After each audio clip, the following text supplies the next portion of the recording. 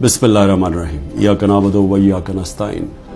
मेरे पाकिस्तानियों, जब तक ये पैगाम आप तक पहुंचेगा मुझे ये अरेस्ट कर चुके होंगे और मैं जेल में होऊंगा। तो मेरी आपसे सिर्फ एक ही रिक्वेस्ट है, अपील है कि आपने घरों में चुप करके नहीं बैठना। मैं ये जो जद्दोजहद कर रहा हूं ये अपनी ज़ात के लिए नहीं कर रहा, ये अपनी कौम के लिए कर रहा हूं, आपके लिए कर रहा हूं, आपके बच्चों के मुस्तकबिल के लिए कर रहा हूं। अगर आप अपने हकूक के लिए नहीं खड़े होंगे आप गुलामों की जिंदगी गुजारेंगे, और गुलामों की कोई जिंदगी नहीं होती। गुलाम ऐसे होते हैं जैसे चूंटियां जमीन पे होती हैं, उनके ऊपर परवाज नहीं होती। और ये बड़ी ख्वाब का नाम था पाकिस्तान, नारा था ला इलाहा इल्लल्लाह। पाकिस्तान का मतलब क्या?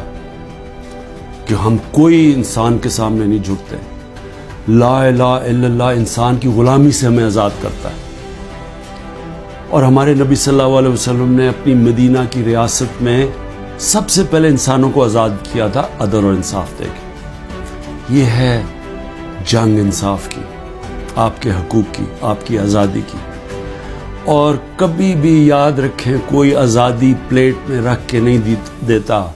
जिस तरह मैं कहता हूँ जंजीरें गिरती नहीं हैं, तोड़नी पड़ती हैं।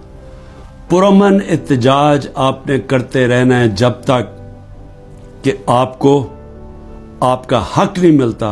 और वो सबसे बड़ा फंडामेंटल राइट है वोट के जरिए अपनी हुकूमत मुंतखब करना, ना तो किसी और कोई कब्जा ग्रुप इस मुल्क के ऊपर कब्जा करके बैठ जाए जो आज कब्जा करके बैठा हुआ है। शुक्रिया।